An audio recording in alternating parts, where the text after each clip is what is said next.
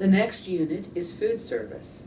This is one of my favorite units, and I will talk a lot about tippable service in this unit.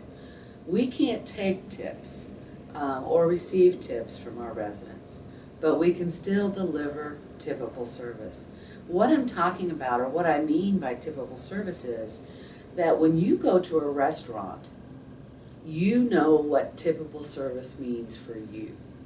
If the waitress doesn't ask you what you want, doesn't provide you the choices, isn't attentive to your needs, isn't offering you something cold to drink, those kinds of things, you don't feel much like leaving a tip at the end of the dinner experience.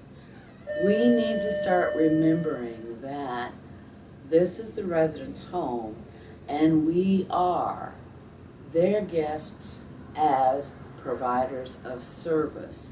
No longer are we just providing care. Not that care is not the most important issue, it is.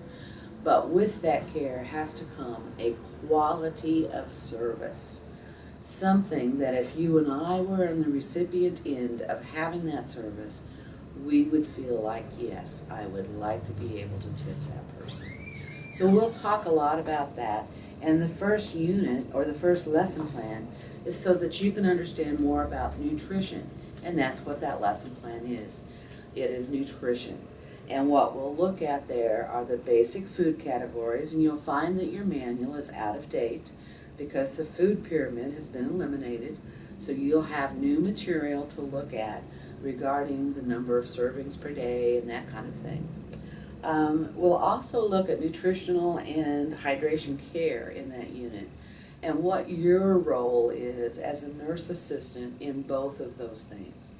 That you do play a crucial part in assuring that the resident is getting adequate nutrition by offering them something if they're not eating it, paying attention, offering them a substitute, telling someone, hey, they're not eating all of a sudden very well, or they're not drinking.